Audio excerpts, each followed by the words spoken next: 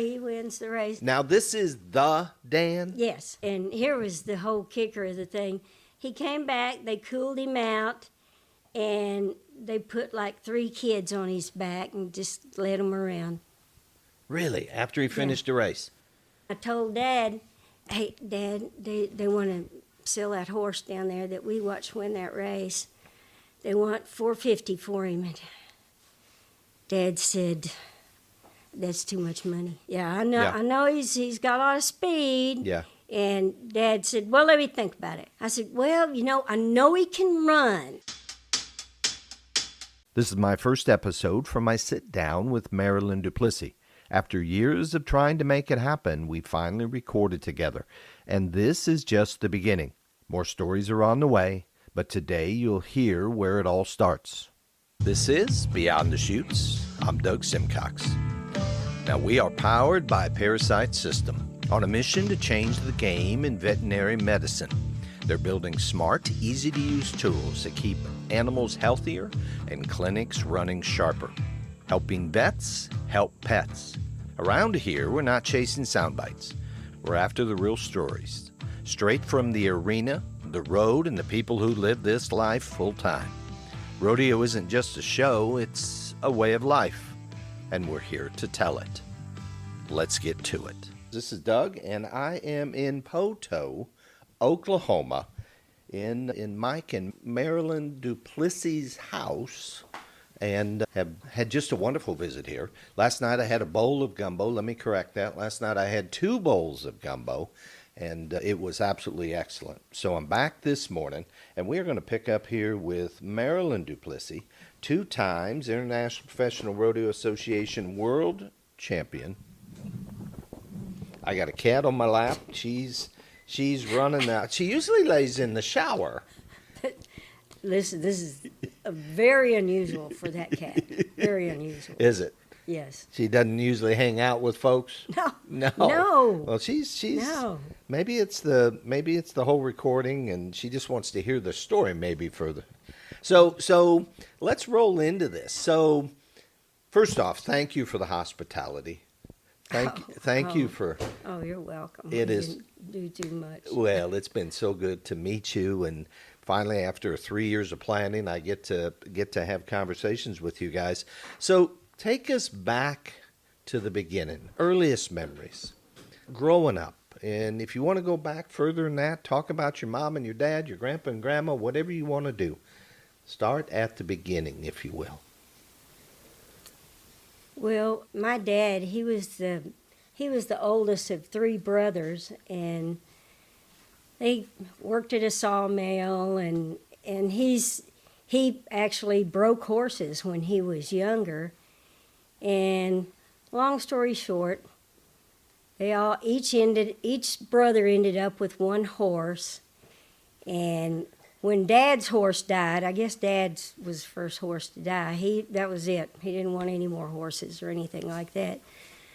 But my uncle, the youngest brother, he was the one that got into the rodeo part. So he always had horses for us to ride. My grandpa, we called Dad Dugan, he had horses, but he could be a little bit stingy with his horses. Not share. Right. Because my sister and I, we rode, and my cousin, she was the same age as me. My sister, she's a couple of years older than me. And we all rode.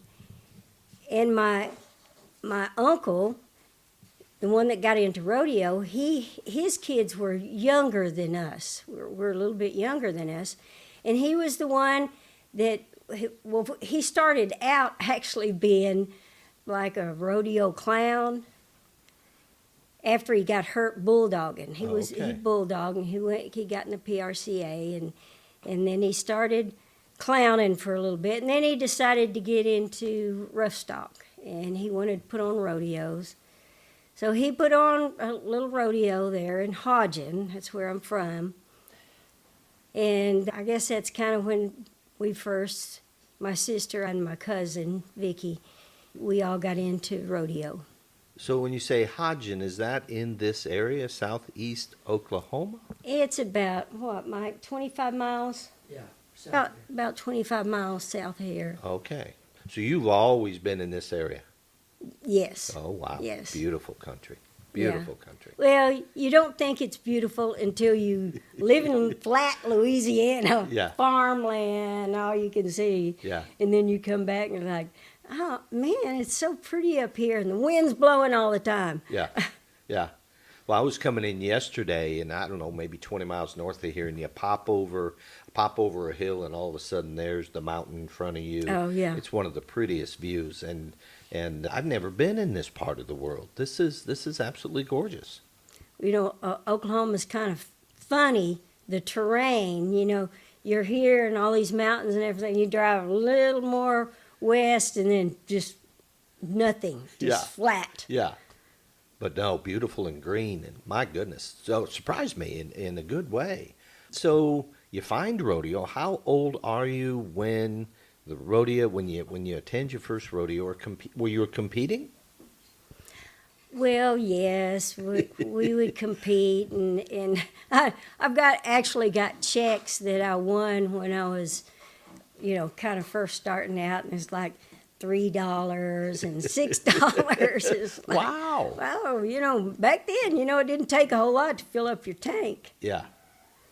And how old would you have been when you first competed? Oh gosh, I would probably say about 10, 12 in that area. Okay, okay. And riding against adults, or were there classes, or? No, actually, back then, you know, we were kind of all thrown in there together. There were no divisions Yeah. like they have now. And no, you just kind of just jumped in there whenever you thought your horse was right. And they, you know, they did have some juniors, but by the time I ended up with Dan, you know, there was no juniors. I was having to run against, you know, the tough girls. Okay, okay. And you had your own horse at that point. You didn't have Dan yet in those early years, or did you? No, oh no. No, I, you know, lifelong goal is to get your own horse, train your own horse, and go to the NFR back then. Yeah, It's yeah. like, yeah, I mean, that was my dream. Yeah, yeah. And your dad really didn't want much to do with horses, but you had a horse at that young age? Yeah, you know, we'd save up money, and what I mean money is in each one of us at some point got to feed cattle all winter. And, you know, you go to school, you come home, change clothes, you go out and start feeding cattle. Well, we had to feed Dad's cattle, and back then we had to feed Dad Dugan's cattle. Vicky, she fed her dad's cattle, and then Bill Jr., which was the youngest brother, he run his cattle with Dad Dugan's cattle. So basically we fed his cattle too. And how much time did this take to do those chores every night? Oh gosh, you were going into the dark Yeah, yeah. because you had to back up and load up all the hay. Okay. And you alternated days of feeding alfalfa with a little bit of hay, and then the next day you just fed a bunch of hay and no alfalfa, and it was, you know, you kind of had this routine. Yeah, yeah. And it was like, oh my gosh, what did I do to deserve this, Dad? You know Yeah. what? Yeah. You know, can we pay somebody else? And he Yeah. said, well, do you have any animals out there you're feeding? I said, yeah, I have one cow.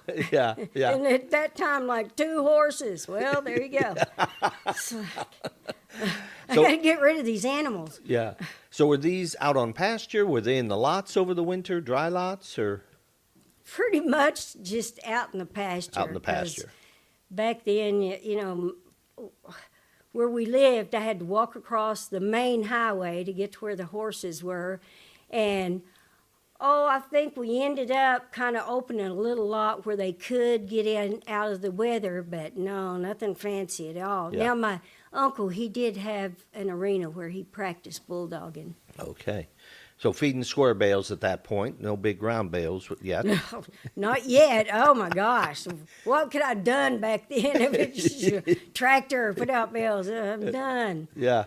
No, you was pitching them 50-pound bales. Oh, let me tell you, one night I had a date, and my date showed up, and then my dad showed up, and he said, change clothes. It's fixing to rain. We got to go down to the 52 acres. That's where we baled hay. And we got to stack that hay, and it's like, are you kidding me? No, come on. My date had to go down there, and they couldn't load all of the hay at once, so Dad's like, just put them in big squares down there. Yeah. Just pile them up. Yeah. It's like, oh my gosh. Yeah. Did you have another date after that, or was? Well, yeah. As a matter of fact, I did. I was like, okay, maybe it's okay. Maybe he's okay. He can pitch bales. Yeah. So you're in the arena. You start to win some checks, some money, and that had to feel good, confidence-wise. Do you remember? Listen, I don't know if you've talked to a lot of barrel racers, but barrel racing is not for the faint of heart, let me tell you. Oh, gosh. I had, trained. Of course, I was a kid. I didn't hardly know what I was doing. Luckily, I had come across the master's book, Dale Urey. I tell you, the man, as far as I'm concerned, invented barrel racing. Okay. So I'd read a little bit about, their training technique, and, I had a horse I worked with a little bit. He wasn't very good, but kind of get you started. Yeah.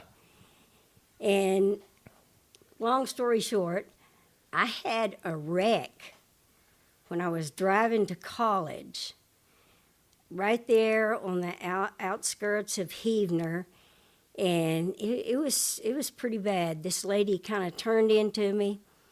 So, survived that, got some money from the wreck. Yeah. And with that money, I bought 5 head of Charolais heifers. Oh, wow. And 1 horse. And 1 horse. Okay. Okay. And how bad were the injuries? My goodness. I mean, were you able to get back and ride and stuff like that? Yeah. Okay. Yeah, really and truly, it broke my nose right here where I hit the steering wheel. Oh, wow. And gave me really, really bad black eyes, but that was it. That was it. So no broken bones other than the nose. Broke the lady's leg. Oh, wow. And anyway, that got me money to where I could buy the cattle and buy the horse. So 5 Charolais heifers. Why Charolais? Well, they're pretty hardy, and they were easy to spot when they're out there with Dad's, because he didn't have any Charolais. Did you have them branded to keep your herd separate? Oh, no, I didn't have to. You just knew those Charolais are mine. Oh, yeah. So you was headed towards cow-calf operation. Right, well, yeah, I have always had, a cow or two. Okay. And I don't know why, but Yeah. I have. So 5 Charolais heifers and 1 horse. Tell me about the horse. Well, at that time, when I had just graduated High school. high school, or maybe it was my senior year. Anyway, down there at Hodgen, where I lived, they had what we call a little bush track.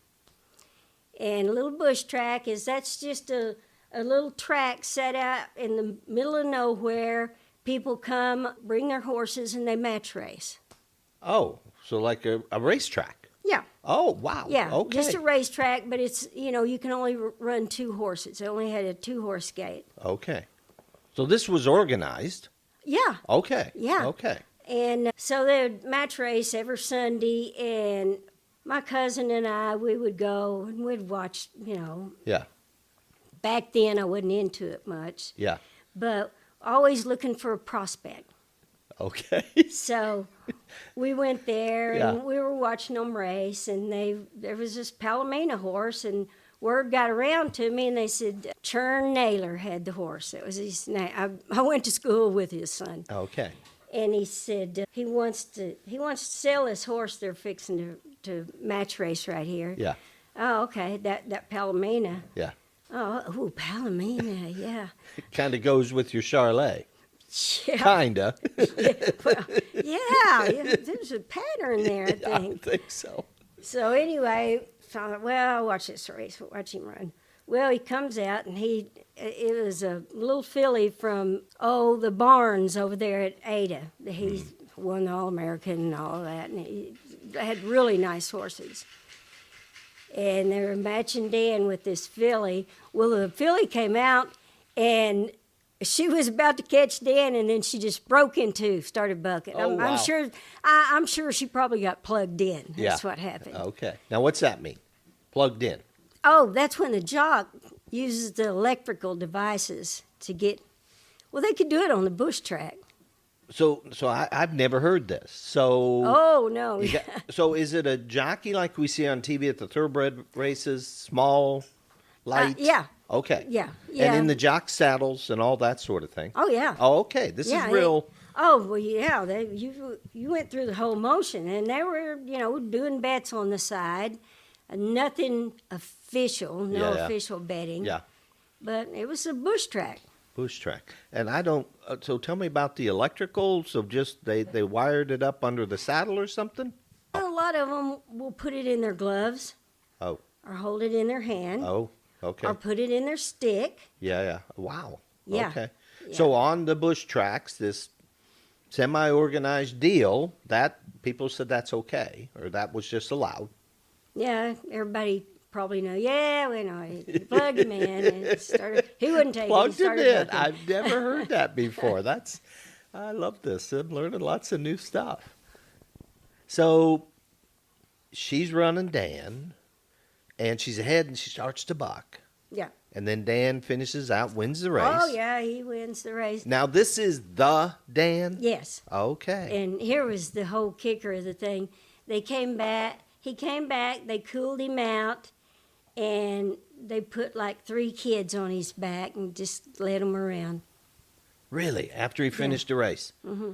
But pretty hyped up during the race? Pretty? Oh yeah. Oh yeah. I mean, Yeah, but put 3 kids on his back. Yeah. He's fine. And here's the funny part is every day I drove to school. Right there as you're coming into Heavener on the right was a house with this little tiny pen with about 3 Shetlands in there and some chickens, and I don't know, I don't think there's any hogs because Dan was terrified of hogs. Okay. With those 3 Shetlands, and was Dan. And that was Dan. Dan was in there with him. Okay. So you knew he's for sale at the track. Yes, I got the word that he was for sale. Yeah. Oh, okay. Well, how much did they want? For sure. Well, they want $450. $450. Oh yeah. Now, what year is this? 19... This is like 70, late 90s, 60s, early 70s. And $450 back then. Big money. Oh, you could buy a horse all day long for $150. Okay. Yeah. So $450, this better be something pretty special. That's jacked up price. So Yeah. And I told Dad, hey, Dad, they want to sell that horse down there that we watched win that race. They want $450 for him. And Dad said, that's too much money. Yeah. I said, well, I know he can run. Yeah, you saw him. Yeah, I know. Yeah. I know he's got a lot of speed. Yeah. And Dad said, well, let me think about it. Because, I had the money. You did. Yeah. You had it. Okay. I had the money there, Yeah. but, back then, your parents, you run everything past them. Yep. So, anyway, he thought about it, and he said, well, I'll tell you what, tell him you give $400 for that horse. Oh, Daddy, he was such a barter and trader. I saw him, I watched him on the phone one time almost blow a deal for a new truck because the dealer didn't want to throw in a spare tire. Well, if you can't give me that spare tire, I guess the deal's off. Yeah. It just, yeah. Dave. Yeah. Yeah. So, did you dick her? Well, I told him. I sent Yeah. word. Yeah. I said, well, Dad won't. He said he won't give $4.50, but he'll give $4. Yeah. I can't take that. I can't Yeah. take that. Oh, okay. So anyway, almost every day at the end of the day when it started getting cool, we'd go to my uncle's arena, which was kind of catty cornered across the way from our house, and we'd kept our horses over at our house, and we'd have to saddle them up and ride them over there. And so I saddled up my horse that wasn't very good. Yeah. And I rode over there, and I was out there riding, kind of finished up, come out and loosened my horse up, got off, and this car drove up, and it was the guy that owned Dan, and said, "I'll take $400 for him." Oh, my goodness. Well, coincidentally, Yeah. I found out there was a local guy around here from Monroe, wanting to buy Dan also for a bulldogging horse. Oh, wow. So now it's like, oh my gosh, Yeah. I gotta hurry up and buy that horse. Get this done. Yeah. Yeah. Yeah. Yeah. And so anyway, got the deal done, Yeah. got the horse, Yeah. and then I'm thinking, now I got to go out there and train that horse. And, I got school going on, and Yeah. I don't know if I'm going to have time to do that. Yeah. So, Dale Urey, the guru. Okay. I In the book. contacted. Oh, yes. you contacted him. Oh yeah, Oh, yeah. wow. And I said, ask them about bringing a horse over there to them, and they said, yeah, bring him on over. So I sent him over there, and they had him for 6 weeks. Now, where is this in location? Addington, Oklahoma, which is in southwestern, kind of on the other side of Durant. So this is a ways. Duncan, on the other side of Duncan. Okay. Yeah. Okay. And so you had found him by the book, Right. literally from his book. Yeah. And if you don't mind me asking, 6 weeks, that had to cost some money with the pro like that. Yeah, it was about I paid about what I paid for the horse. Did you? Yeah. Okay. So $400 Yeah. for 6 weeks, And it's like, 5 weeks. now then I got to get this horse. Yeah. I mean, but you had the cash. Yes. You did. Yes. But when my dad come out and looked at him, he said, "That horse is not Palmina." "Yeah, Dad, he's Palmina." "No, he's gray." "Dad, he's Palmina." Yeah. "Yeah, Yeah. he looks gray to me." "Well, his paper says Palmina." So registered quarter horse. What's Right. his breeding? Do you remember? He's by a hard twist stud out of a Leo mare. Okay. And I found out later that those hard twists were really, really tough horses. And that was, oh man, that's what Dan was known for. It was his toughness. Now, what does that mean, toughness? They could just take a lot of hauling and, all kinds of arena, if it's deep, if it's hard, slick, and, run them, throw them in the trailer, go off. And I know it sounds terrible, the things we did to those horses. But physically could stand in there. oh, yeah. Yeah. Yeah. Okay. I mean, he wasn't the only one. There's a lot of tough horses out there. Yeah. And you're still in the horse business, so I'm going to ask you a question. Dan today, standing where he was, what you knew of him at the time, what would that cost today? What would Dan cost today? When you bought him, not after you proved him, when you bought him. Today, to buy a horse like that right off the track, he's broke, but he's just racetrack broke. Okay. Yeah, I found out that was big. What does that Yeah. mean now? And I don't want to lose how much, but what does that mean, racetrack broke? They don't have a handle. They just pull rein. You know, Okay, they don't neck okay. rein or anything. Okay. They don't have a good stop or a backup or anything like that. Do they stand when you get on? Hardly ever. Hardly ever. So you had to kind of get back to the basics on this horse. He'd had riders up on him. Oh, yeah. Okay. Yeah. But you had some manners to teach. Right. Well, and, you know, remember, he had that sweet disposition. Yeah. So he handled good on the ground and everything like that? Oh, yeah. Never, okay. Not yeah, aggressive but, you or know, anything. I guess I didn't really look real close at his head. You know, you look at the that poor horse, he had the ugliest head that you ever seen on a horse. And well, I found out later, he had this big knot right here on his forehead. Yeah. I found out later that he and his sister had got out on the road and another horse, well, the other horse got hit. By a car. Yes. And Dan and the sister, they were involved, but they didn't take the full force. Well, Dan had hit his head and On the car. on something. Oh, I don't my know if it was the blacktop because they were on the blacktop. Oh, my goodness. Yeah. And horses on blacktop, slick. Yeah. Anyway, the guy that on the horse, I can't think of his name right now, but he had come to pull that dead horse off and get the other mare, and Dan was laying over in the ditch, and he said, well, I'll just come back in the morning and I'll shoot him then because it's dark.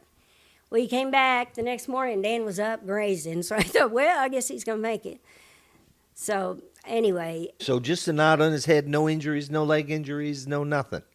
No. I mean, he didn't have the real pretty legs. You Yeah. know, there were bumps and bruises on Yeah. him, but, you know, like I said, he was really tough. And he was bred for the racetrack specifically. Well, back then, I'm talking about, The good old days. yeah, they wanted horses that could run, but then it's like they knew they could, there was just so many out there that you could actually make money while they were running. Mm-hmm. So we got to, we're running this horse a little bit, but we need to have him fashionably bred to where some cowboy's going to say, yeah, you make a dogging horse out of him. Okay. And so you kind of wanted like the Leo, and I know Leo was race bred, but Leos could do anything. Okay. Not appendix. Not, Oh, no. No. So pure quarter. Right. Okay. And for our listeners, describe appendix? Because I know you have one out here. Oh. Appendix bred. Appendix is going to be a quarter horse crossed on a thoroughbred. Okay. Any percentage is appendix. Well, what, half and half? Okay. That's typically what you see. Yeah. Okay. Yeah. And if you have a colt, that's not a big deal. If unless you want to stand a stud, you just gild him, and automatically it doesn't make any difference if he's appendix. Now, if you've got a mare to get her breeding or permanent papers, they have to get points in either halter, or what they usually do around here is take them to the racetrack, double A them. Okay. If they and that's quarter horse now. Right. Quarter horse racing. If they double A, then they can get their breeding papers. And then you can go ahead and breed an appendix mare, and then that baby will also be appendix. Oh, but, well, still. Even if you Yeah. breed that mare to another quarter horse, Mm-hmm. still appendix, the offspring. Yeah, but it has to be another quarter horse because they're not gonna let that I much see. thoroughbred in I on it. see. And the breed registry, Quarter Horse Association, they govern that pretty tightly. Sure, yeah. Yeah. As far as I know. Yeah. So at the time, that was pretty common. Go to the racetrack, find you a barrel racing horse, find you a dogging horse, find you a good using horse. It's still common today Is too. it? Yes. Okay. So a Dan, with what you knew of Dan in that day, with what he had done on the track, with his breeding, how much is he worth today? Today, probably 55, 6,500. Okay. Just a riding horse, you know. Yeah. You knew of his breeding. You knew he had a good disposition. Yeah. You could see him move, that sort of thing. So $5,500. Right. Okay. And you paid $400 for him, but that was back in the late 60s. So you send him to the trainer. And do you remember what the trainer said when he got him? Any feedback? No. No? You know, if you knew Dale, he didn't talk a lot. The talker was Florence, his wife. His wife, okay. And she's as sweet as she could be. And they both passed away, you know, not too long ago. And they were such sweet people. And like I said, Dale was not the talker. Now, when I went to pick him up, that was a different story. Of course, you know, back then, Dale, he was training a lot of horses and, you know, had a lot of people coming by, people that you never knew that he actually helped because they, too, wanted to be horse trainers. Okay. So they never said, you know, his name was hardly ever mentioned. Really? Okay. Right. But was he a barrel racer himself? Oh, yeah. Oh, yeah. he was. Okay. Yeah, back then they kind of first started the barrel fraternities, and the fraternities were open to male and female, and Yep. I don't know how many times he won the Texas fraternity. Okay, so that's where he got his reputation and was always a trainer As far as I know. and puts out a book. Yeah. Yeah. Wow, that's pretty amazing. That's pretty cool. Well, the whole family, like Florence, you know, she was a champion, and her sister was a champion, Oh, wow. and her sister married a bulldog and champion. So, you know, rodeo, that's how it goes. Okay. So he had a little something to say when you went to pick Dan up. Oh, not Dale, Florence. Oh, or Dale. Florence did. Florence did. Yes, when they had those horses there, each one of them, there was like 3 trainers there. Renee, she wasn't old enough to be training yet. Well, I'm sure she was riding, but the trainers were Dale, Florence, and a guy they had working for them named Zeno, yeah. Okay. And anyway, at some point, each one of them will get on each horse. Okay. And talk about, you know, each horse. And when I went to pick Dan up, Florence said, I like him. I really liked him. She said, I like the way he gets down in the dirt. I thought, oh, well, cool, yeah. What does that mean? Gets down the dirt. Well, if you're going to different arenas, you want a horse, if you go out there in the deep dirt, you want a horse that will get down and really work in that dirt. A lot of times, particularly a green horse, if they get in the deep dirt, they want to get up out of it. So Okay. they'll kind of come up out of their turns. I see. But, He got in and dug. oh, yeah. Yeah. Well, you know, he had a lot of heart. So they put a get up and whoa, and they put a neck rein on him and all that sort of thing. Cues. They put cues on him. Cues. They use cues a lot. And, Okay, so with the feet, To the lean? last horse I ever trained, I always use cues. Cues. So describe some of the cues you would use. Oh, you know, a cue is like you'll run out there, and as you get closer to the barrel, of course, when you break out of the arena, your horse is going as fast as they can. Yeah. And it's very unnatural for them to slow down, turn, and then pick back up and do that, you know. Yeah. Fast and slow and fast and slow. And the cue was just, you know, if you grab a horse's head Yeah. and you pull on the rein, Yeah. first thing that happens is what? Their heads go up. Okay. Okay, if their heads go up, they're not going to see where they're going. Yeah. So you've got to control that urge to want to take control of them running at that barrel. I see. Because they need to have their heads down looking where they're going. So with the cues, all you do is you teach them when you tap them on the inside with your spur, that means you slow down now. Really. Yeah. Really. And how do you what are the drills to put that together so that a horse understands? Typically, if I tap a horse with a spur, he's going to accelerate. Right. And that's what a lot of people don't understand about spurs. Spurs, they're not just to make a horse run. They give signals. Look at those people that have those trained horses out in the arena. They got spurs on. But anyway, that's when you go out there to work on their cues, is you go up to the barrel and you stop and tap them. Stop and then tap. Yeah, and that means get ready to turn. Okay. And then, I mean, it's like horses are creatures of habit. Yeah. You do the same thing every time. Same. Drill. Yeah. And then you think, okay, well, we'll pick it up a little bit. And, eventually that horse is going to associate, I felt that spur. It's time to slow down. Okay. And that's good because, to your point, a lot of folks see the spurs and go, they're just, using them to drive them forward. Oh, yeah. So that's one of the cues. You're coming into barrel number one and you tap him a couple times on the inside, which if you're going to the right barrel would be the right side, and he'd check up. Yeah. And go ahead. As we got older, my tapping with my inside spur turned into just like a movement of the rein. And that movement of the rein sent him, okay, it's time to check. It's time to check. Yeah.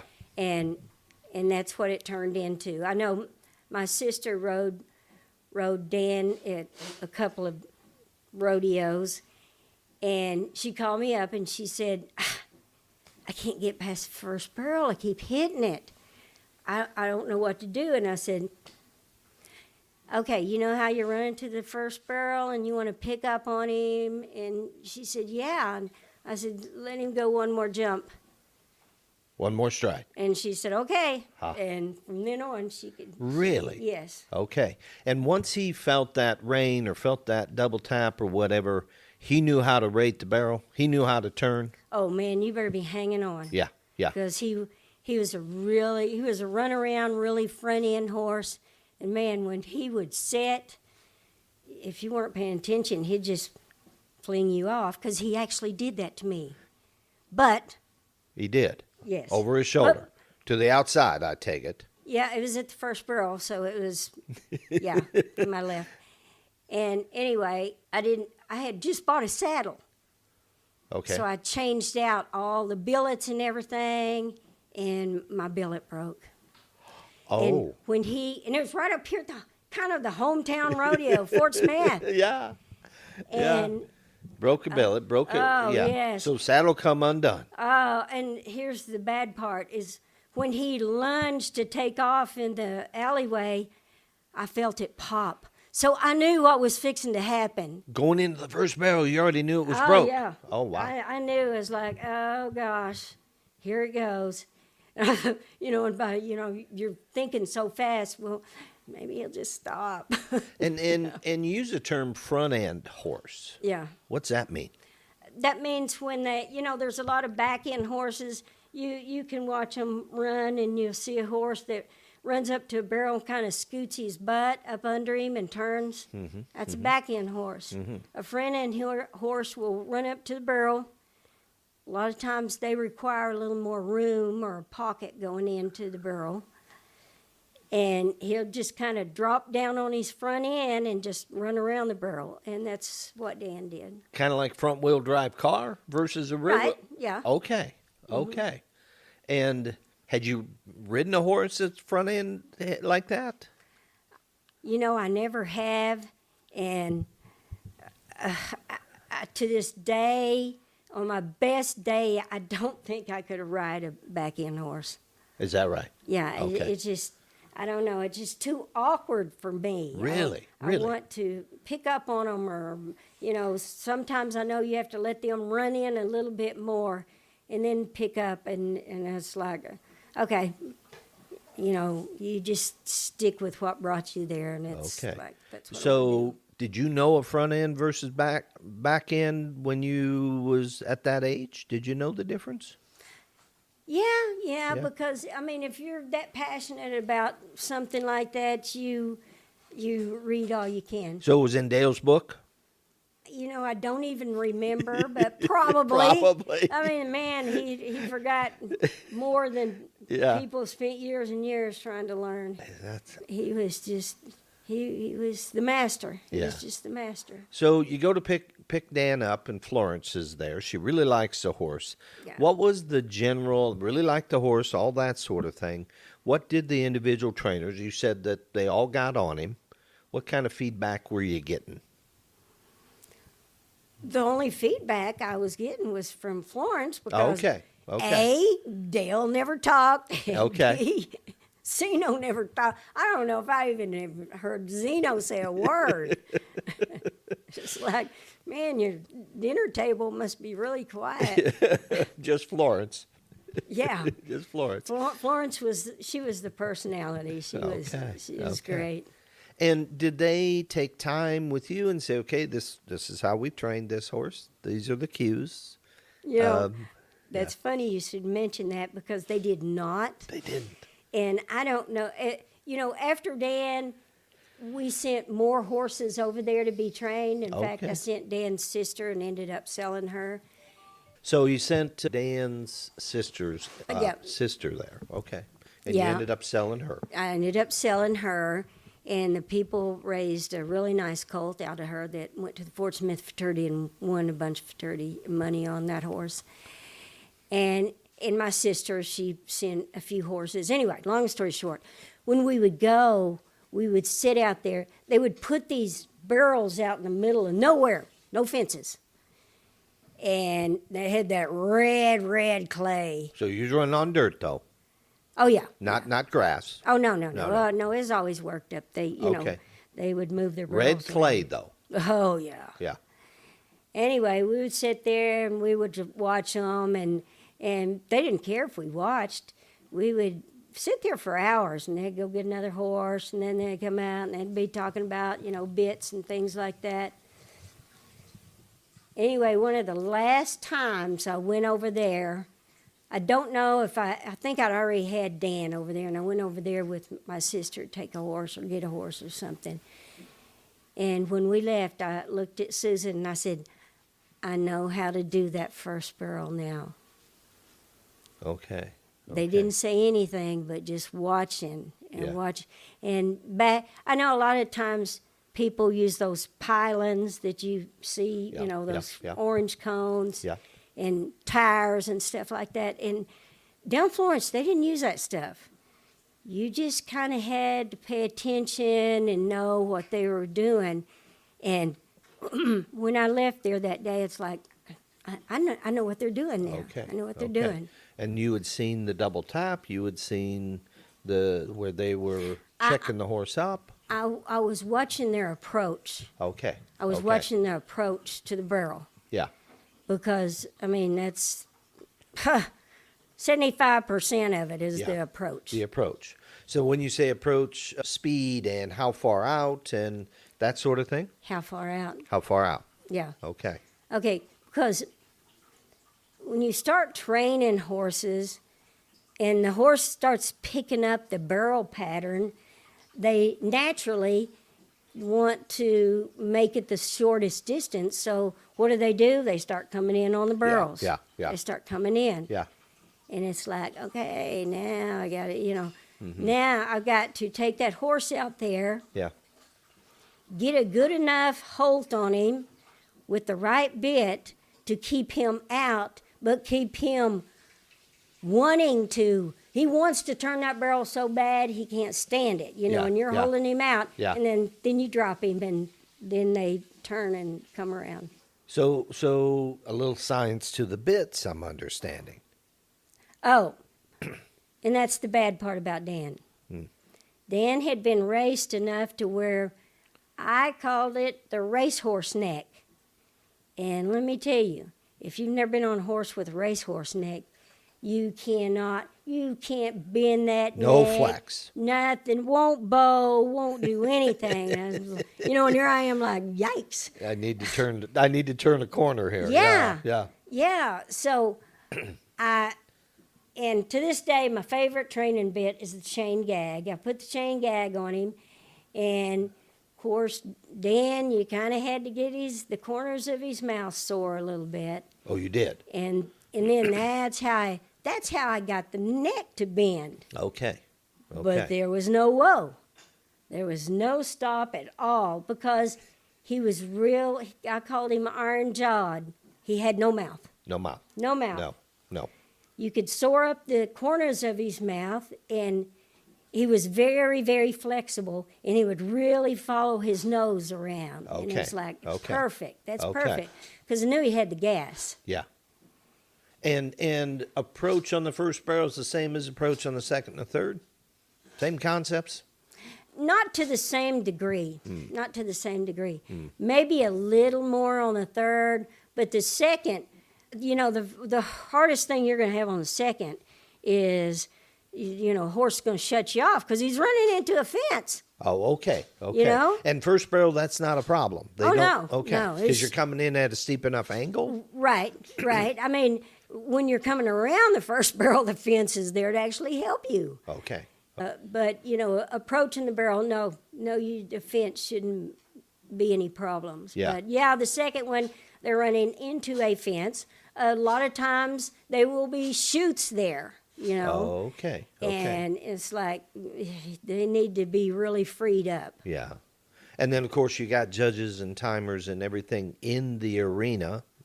Does that, people, you're running by people and such, not a big thing. Not after a couple, they're really good usually about those rodeos about trying to stay out of your way and everything. Yeah.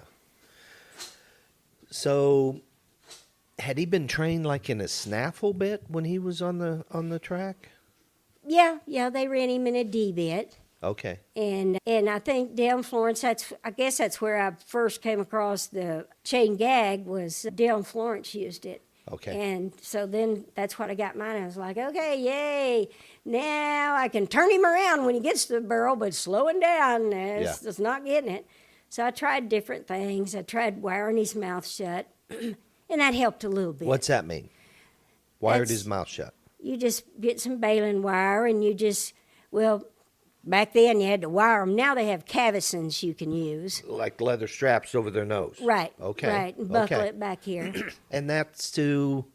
That's to keep their mouth closed. So he doesn't open his mouth under bit, meaning when you're pulling on it. And that will give you more control. Okay. Because those iron-jawed horses, that's what they do. They gape their mouth open, and you have no leverage. Yeah. It's Because just the like, jaw just keeps moving. I'm at their mercy. So you wired him closed, and that helped? A little bit. Yeah. So it was... Back then, I just lived and breathed the Western Horseman, Western Horseman magazine. For sure. Well, in the Western Horseman, there was this bit on there, a Hollis Hackamore. Okay, just the nose. Yeah. Hackmore. Yeah, Okay. with the chain. With the chain, and the chain goes through the mouth? Oh, no. No, under the chin. Over the nose. Over the nose. Over the nose. Yep. Okay. So, and I'll never forget it. It was $17.95. Yeah. And I told my mother, I said, man, Mother, I think if I could get this bit right here, I think I could get, kind of with Dan. Because back then, I'd take him to, back then they didn't hardly have exhibitions. A few places they'd have exhibitions, but it's like, there you go. You just enter up, pay your $10 or something. Their entry fees was pretty cheap. Right. And then he would get out there and, he'd be kind of strung out, and I could kind of halfway get him around the first one. Now, this was with the chain gag and the wired up mouth and everything. Yeah. And I get him around the first one pretty good, and the second was good because we're running into a fence. But when he got to that third barrel, it was like he liked running too much, and he would just almost circle the pin. Yeah. I could picture that. Yeah, it's pretty disheartening when they say, close the back, yay. It's like, oh, my gosh. Yeah. I mean, I look back now and thinking, why did I even want to go? And, you know, just, was that not enough embarrassment? Yeah. But I told Mother, I guess, you know, he had made such good runs out in the practice pen. I felt like I knew he had it, you know. Yeah. Or otherwise it'd be, you know, how do I get rid of this sucker? Well, still we want a bulldogging horse. Anyway, Mother said, well, just buy that bit. I'll pay for it. Okay. The Hackmore. The Hackmore. Now, had you worked in a Hackmore before? What popped in your head that said, I'm going to try a Hackmore on his nose? Well, because he was too bendy. Bendy. You know, I told you he was very, very flexible. Yeah. You know, you get a flexible horse, you know, it's like, okay, they're flexible, but they're also running like 90 miles an hour. I got to get this under control. Okay. And he was very flexible. And I thought, I got to get something that is going to straighten him up. Well, that's what a Hackmore does. That's what a Hackmore does. Because a Okay. Hackmore is not a turning bit. You know, it's a That's what I was going to stop say. and go. You aren't going to direct rein a horse in a Hackmore. Oh, no. So No, he no, had no. to have a rein. He had to have all these cues. That helped you stop him. That helped you check him up. Yes. Back then they had, the Hackamore I wanted was a Hollis Hackamore. They had another Hackamore called the Matlock Rose. Okay. Well, the Matlock Rose had a solid piece of metal as a shank, and it would come up and hang. Okay. Okay, if it's hung like that, you might as well have a halter on, you know? Okay. And it's, So no pressure to the nose at that point. no, Yeah. nothing to the chin either. Yeah, It's yeah. like, yikes. Yeah. Now I'm saying shut the back gate. So anyway, I'd seen this Hollis. I just saw a picture of it, and I thought, I think that's what I need. So Mother said, I'll buy it, and I had to order it. You know, it didn't have no Western stores No. around here. Out of a catalog. I mean, back then, we were just coming out of the dark ages. I don't know, I guess. And you didn't go online to get it. Oh, what was that? Telephone line? Yeah, that had a different meaning back then, I Yeah. suppose. Yeah. Anyway, when that Hollis came in, I thought, this is the ticket. And he took to it? I took him out there. Of course, here was Dan. You kind of had to get the corners of his mouth sore, so you got your bend. Mm-hmm. Now, I got this stop. Yeah. And I had to take him out there, and I bet I didn't set him over 1 or 2 times, and he knew, hey, she's got control. Okay. So you had a bit of a stop back on him then. I was going to ask, coming off that third barrel, headed for home. Oh, gosh. I mean, you know, if it's an open gate deal, right, and a lot of them were, you run in, you run out. 2 miles to stop him before the Hackmore? Oh, listen, I knew Dan had it. Yeah. And I thought, man, if I could just get him toned down just a little bit. Yeah. So I got me some Ace, and I actually ran him on Ace a few times. Okay. Not a bunch, because they can shake that Ace. What's And that mean? Can shake it. It doesn't really drug them that much. I see. Especially if they get excited, or if they're already excited, it won't even hardly work at all. Okay. And the only difference I could tell when I run Dan on Ace or without it was, without it, his heart would start beating really, really. I mean, I could feel his heart beating. Really. And with it, you know, it didn't do that. Yeah. But he ran fine. You couldn't hardly tell. You couldn't tell the difference. Yeah. So you put him in a Hackmore.